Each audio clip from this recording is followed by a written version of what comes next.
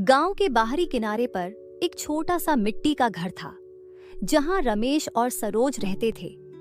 रमेश गांव का एक मेहनती किसान था, लेकिन उसका स्वभाव बेहद कठोर और संकीर्ण सोच का था।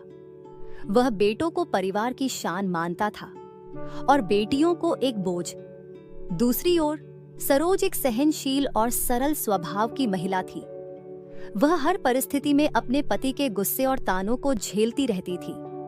सरोज को उम्मीद थी कि शायद मां बनने के बाद रमेश का स्वभाव बदल जाएगा, लेकिन जब वह गर्भवती हुई तो रमेश ने पहले ही साफ कर दिया था, अगर बेटा हुआ तो इस घर में जश्न मनाया जाएगा।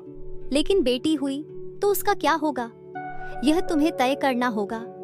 मेरे घर में लड़की के लिए कोई जगह नहीं है। सरोज ने यह सुनकर चुप्पी साध ली। वह चाहकर भी कुछ नहीं कह पाई। समय बीतता गया और सरोज ने एक प्यारी सी बेटी को जन्म दिया। बच्ची बेहद सुंदर थी, गोरी चिट्टी, गुलाबी गाल जैसे चांद का टुकड़ा। लेकिन रमेश के लिए वह एक खुशखबरी नहीं बल्कि गुस्से का कारण बन गई।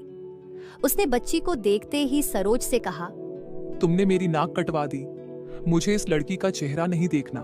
इसे कहीं ले जाकर छोड़ आओ। सरोज ने गिड़गिड़ाते हुए कहा, यह हमारी संतान है, इसे मत छोड़ो, मैं इसे पाल लूंगी। लेकिन रमेश के दिल में ममता का कोई स्थान नहीं था। उसने तय कर लिया कि इस बच्ची को इस घर से दूर करना ही होगा। अगली रात जब सरोज बच्ची को दूध पिला रही थी, रमेश ने उसे जोर से झटकते हुए गोद से छीन लिया। वह बच्ची को कपड़े में लपेटकर अंधेरी रात में गांव के रेलवे स्टेशन पर ले गया। वहां उसने बिना किसी पछतावे के बच्ची को प्लेटफॉर्म पर छोड़ दिया और तेज कदमों से घर लौट आया। घर आकर उसने सरोज से कहा, अब यह बोझ इस घर में नहीं है। अब चुपचाप रहो और मेरे खिलाफ कुछ मत बोलना। सरोज की आंखों से आंसू बह रहे थे। वह अपने दिल के टुकड़े को खोने का दर्द सहन नहीं कर पा रही थी। उसी रात गांव के गरीब किसान दिलीप और उसकी पत्नी रोहिणी रेलवे स्टेशन से अपने गांव लौट रहे थे। उनकी आर्थिक स्थिति कमजोर थी, लेकिन उनका दिल बहुत बड़ा था। वे कई सालों से संतान की कमी का दर्द झेल रहे थे। जैसे ही रोहिणी की नजर उस कपड़े में लिपटी बच्ची पर पड़ी, उसने तुरंत उसे उठा लिया। दिलीप देखो, यह बच्ची यहाँ अकेली कैसे हो सकती है? उसने चिंतित होकर पूछा। दिलीप ने कहा, शायद किसी ने इसे छोड़ दिया है, लेकिन हम गरीब लोग इसे कैसे पालेंगे? रोहिणी की आंखों में आंसू आ गए।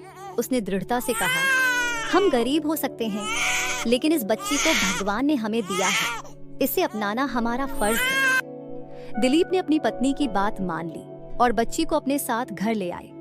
दिलीप और रोहिणी ने बच्ची का नाम नंदिनी रखा। वे गरीब थे, लेकिन उन्होंने नंदिनी को कभी यह महसूस नहीं होने दिया कि उसे अपनाया गया है। नंदिनी धीरे धीरे बड़ी होने लगी। वह न केवल खूबसूरत थी बल्कि बेहद होशियार भी थी। स्कूल में वह हमेशा अव्वल आती थी और अपने मासूम स्वभाव से पूरे गांव की लाडली बन गई थी। दूसरी ओर रमेश की जिंदगी में मुसीबतें आने लगी। उसकी खेती में लगातार घाटा होने लगा।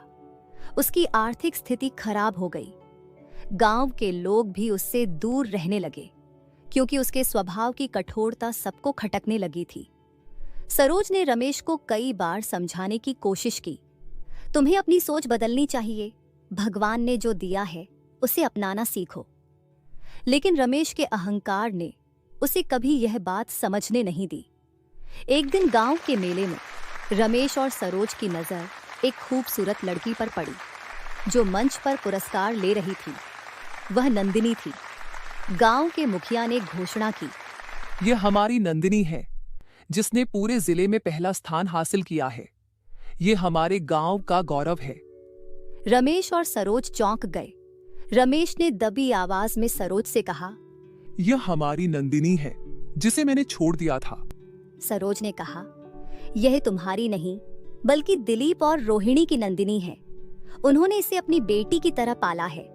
रमेश ने मंच के पास जाकर रोते हुए नंदिनी से माफी मांगी। उसने कहा, मैंने जो किया वह एक पाप था, मुझे माफ कर दो। नंदिनी ने उसकी ओर देखा और कहा, माफ करना सबसे बड़ी नेकी है, लेकिन पिता वह होता है जो साथ देता है। मेरे माता पिता दिलीप और रोहिणी हैं। ये कहानी हमें सिखाती है कि बेटियां बोझ नहीं, परिवार का अभिमान होती है। प्यार और परवरिश का रिश्ता खून का मोहताज नहीं होता। और जो लोग अपने अहंकार और रूढ़िवादी सोच में फंस जाते हैं, उन्हें अंत में पछताना पड़ता है।